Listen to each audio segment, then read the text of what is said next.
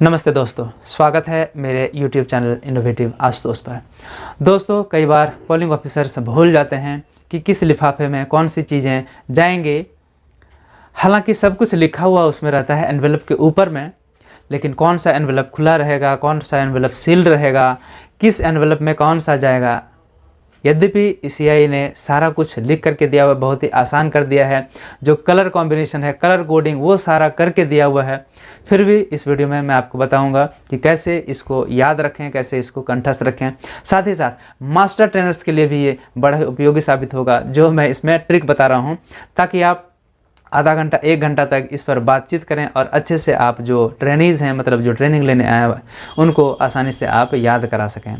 पहला जो एनवेलप है वो वाइट कलर होगा। इसके लिए मैंने एक फार्मूला आपको बताया कि कलर कैसे याद रखें, www.yellow.bb, है ना। तो अगला है, पहला जो लिफाफा है उसको हम लोग बोलते हैं ईवीएम पेपर्स।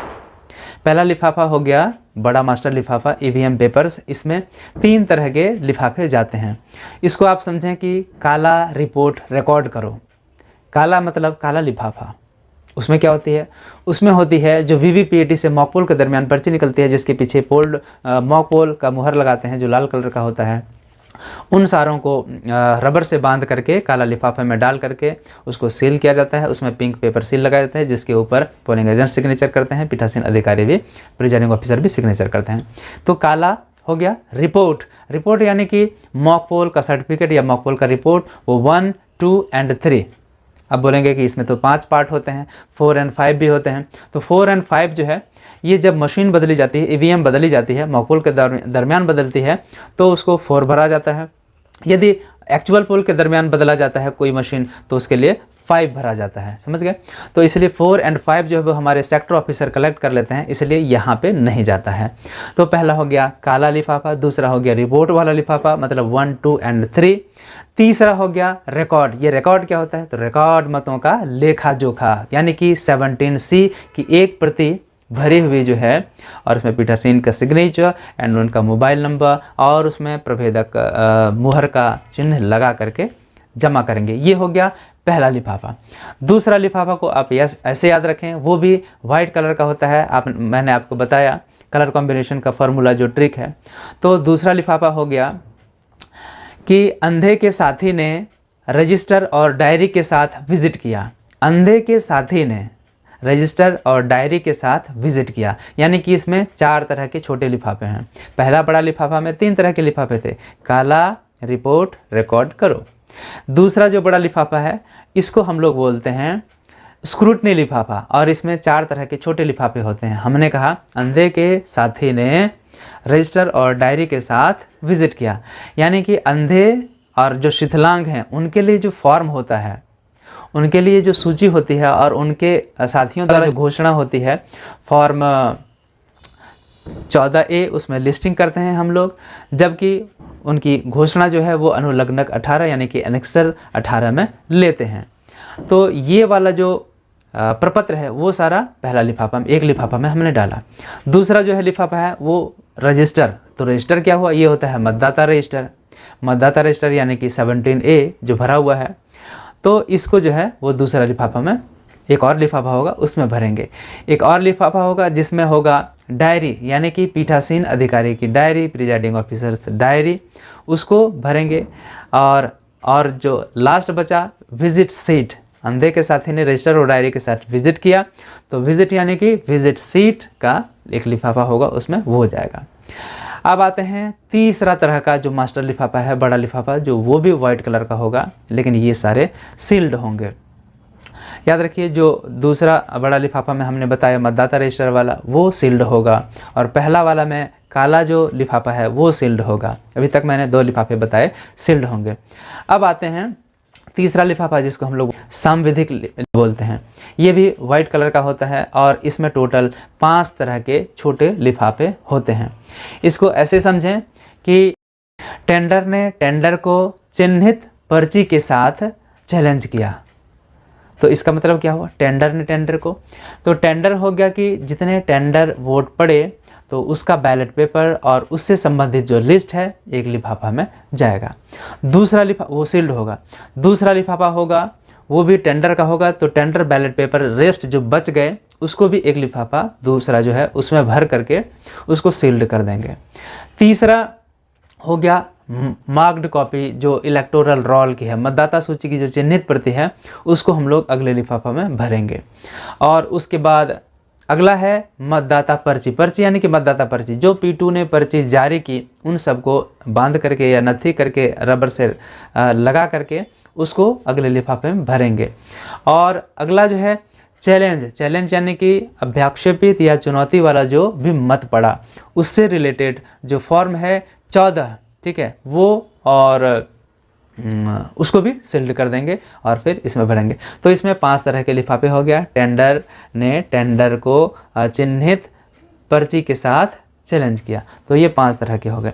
अब आते हैं अगला जो लिफाफा है वो है आपका पीला रंग का, जिसको हम लोग बोलते हैं ये संविधिक था, वो अविधिक उसको हम लोग बोल सकते हैं, या फिर नॉन स्टेचरी लिफाफा बोल सकते हैं। और ये जो है चौथा तरह का लिफाफा, ये है आपका अविधिक लिफाफा यानी कि नॉन स्टेचरी लिफाफा। ये पीला रंग का होता है और टोटल इसमें 11 तरह के छोटे छोटे लिफाफे होते हैं। इसको आप ऐसे समझें कि निर्वाचन ड्यूटी में लगे पीठासीन अधिकारी ने घोषणा की, मतदाता सूची में अंकित पोलिंग एजेंट्स पर्चियों में सारे सील लगा दें। और अगला है कि कम उम्र के बच्चों ने टेस्ट दिया, कम उम्र के बच्चों ने टेस्ट दिया, पुलिस ने राशि जब्त की लेकिन अब्सेंट पाया। तो ये सारे जो अलग अलग पारिभाषिक शब्द हैं उसको एक एक करके हम लोग समझते हैं। निर्वाचन ड्यूटी मतलब हो गया कि इलेक्शन ड्यूटी सर्टिफिकेट यदि कोई लेकर के आते हैं तो उनको भरने का एक लिफाफा होगा। पीठासीन अधिकारी ने घोषणा की, यानी कि पीठासीन अधिकारी की घोषणा जो 4 पार्ट है, पार्ट 1, पार्ट 2, पार्ट 3, ठीक है। पार्ट 1 आपका हो गया जो मतदान शुरू होगा उसके पहले वो भरेंगे। दूसरा होगा यदि कोई मशीन बदली जाती है वो हो गया। तीसरा हो गया कि मतदान समाप्ति की घोषणा करेंगे। और चौथा हो गया कि मतदान समाप्ति के बाद जो विभिन्न तरह के बॉक्स हैं, केसेज हैं, उनको वो सील करेंगे, तो सील करने की घोषणा होती है। 4 तरह की घोषणा। तो पहला EDC, दूसरा पीठासीन अधिकारी की घोषणा की कि मतदाता सूची तो हमने डाल दी, लेकिन वो मार्क्ड कॉपी थी पिछले वाले में। इस बार हम लोग जो भी अन्य प्रतियां हैं, मार्क्ड कॉपी मतलब चिन्हित प्रति को छोड़ करके जो बाकी प्रतियां हैं उनको भरने का एक अलग लिफाफा, वो तीसरा लिफाफा हुआ। में अंकित पोलिंग एजेंट्स मतलब अब पोलिंग एजेंट्स का जो फॉर्म है, फॉर्म 10 प्रारूप 10, उसको हम लोग इस लिफाफे, यहाँ पे एक लिफाफा होगा जिसमें उसको भरेंगे। तो पीठासीन अधिकारी ने, निर्वाचन ड्यूटी में लगे पीठासीन अधिकारी ने घोषणा की कि मतदाता सूची में अंकित पोलिंग एजेंट्स सारी तरह की पर्चियों में, पर्चियां तो हमने डाल दी लेकिन वो जारी की हुई पर्ची थी, अब हम लोग वो पर्ची डालेंगे अब यहाँ पे लिफाफे में जो पर्चियां शेष रह गई, ठीक है, जो पर्चियां शेष रह गई, तो सभी पर्चियां वो डाल दी गई। अब अगला है कि सील लगा दें। तो सील लगाने का काम, ये कौन सा काम हुआ? तो सील आप देखेंगे कुछ डैमेज सील होंगे, कुछ बचे हुए सील होंगे, मतलब पिंक पेपर सील हो सकता है, स्पेशल टैग हो सकता है, आपका ग्रीन पेपर सील हो सकता है, ये सारे आप अगले लिफाफे में डाल दें। फिर आती है कि कम उम्र के बच्चे ने टेस्ट दिया, मतलब यदि पीठासीन अधिकारी को लगता है कि कम उम्र का कोई बच्चा है तो उनसे वो घोषणा ले सकते हैं, तो कम उम्र के बच्चों से संबंधित जो घोषणा है उसको अगले लिफाफे में भरेंगे। उसके बाद है कि टेस्ट वोट से रिलेटेड यदि कुछ है तो उसको, वो जो फॉर्म है 49 MA जिसको बोलते हैं, या फिर अनुलग्नक 17, वो जो घोषणा है उसको भरेंगे। यदि कुछ नहीं है तो उसमें लकीर खींच करके नील कर देंगे और उसमें पीठासीन अधिकारी का सिग्नेचर होगा और उसमें डिस्टिंग्विश मार्क जो है उससे सिग्नेचर होगा, उसका मार्क लगेगा और उसके नीचे जो है मोबाइल नंबर अपना लिखते हैं पीठासीन अधिकारी। ये हो गया। अगला है कि कम उम्र के बच्चों ने टेस्ट दिया, पुलिस ने राशि जब्त की। इसका मतलब हो गया कि SHO को जो फॉर्म देते हैं हम लोग, यदि कोई कंप्लेंट है उससे रिलेटेड तो उसको अगले लिफाफे में भरते हैं। अब है कि रसीद, यदि चैलेंज वोट होता है उस दरमियान कोई पैसे यदि प्राप्त होते हैं तो रसीद जो जारी करते हैं उसके आधार पे होता है, तो वो राशि को रखेंगे अगले लिफाफे में। इसके बाद है कि लेकिन पुलिस ने जो है एब्सेंट पाया। तो एब्सेंट कहने का मतलब ASD यदि वोटर आते हैं तो उनसे भी हम लोग जो फॉर्म प्रारूप अनुलग्नक 14 जो होता है उसमें उससे घोषणा लेते हैं कि आप वही व्यक्ति हैं जिनका नाम डिलीटेड या एब्सेंट या फिर डुप्लीकेट या फिर शिफ्टेड है। तो इस तरह का जो घोषणा है उसको हम लोग अगले लिफाफे में भरते हैं। इस तरह से टोटल 11 लिफाफे हो गए। पांचवा जो बड़ा लिफाफा है जो कि होता है ब्राउन कलर का, उसमें 2-3 तरह की चीज़ें जाती हैं। हैंडबुक और इंस्ट्रक्शन बुक, यानी कि पीठासीन अधिकारी को, प्रिजाइडिंग ऑफिसर को एक हैंडबुक मिलता है, वो हैंडबुक इसमें भरेंगे। फिर उनको EVM कैसे चलाएं, उसमें क्या क्या फंक्शन है, ये सारी चीज़ें, इससे संबंधित जो भी इंस्ट्रक्शन है वो उसका एक EVM गाइड बुक, एक समझ लीजिए कि गाइड बुकलेट होता है, उसको इसमें भरेंगे ब्राउन पेपर में, ब्राउन एनवेलप में।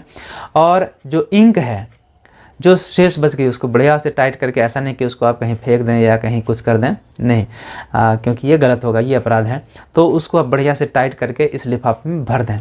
और शेष जो भी चीज़ें बच गई वो आप जो ब्लू लिफाफा बचा उसमें आप उसको भर दें। जैसे मान लीजिए कोई कप, जो शेष स्याही रखने का जो कप था उसको, या फिर कोई मेटल सील बचा उसको, या शेष जो भी कोई प्रपत्र या फॉर्म बचता है, प्रारूप बचता है, आप लास्ट वाले एनवेलप में भर करके जमा कर सकते हैं।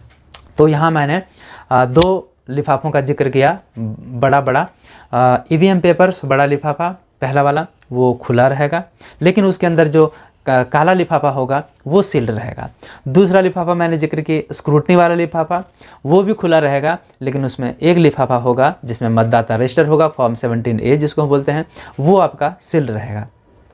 तीसरा मैंने बताया स्टेशनरी लिफाफा, जिसमें 5 तरह के छोटे छोटे लिफाफे होंगे, सारे में वो जो ला होता है उससे उसमें सील करके, और उस जो बड़ा लिफाफा में भरेंगे स्टेशनरी लिफाफा, वो भी उसको सील करके हम लोग जमा करेंगे। और जो चौथा लिफाफा है आवधिक या फिर नॉन स्टेशनरी लिफाफा, ये भी आपका सील्ड होगा, याद रखें ये भी आपका सील्ड होगा।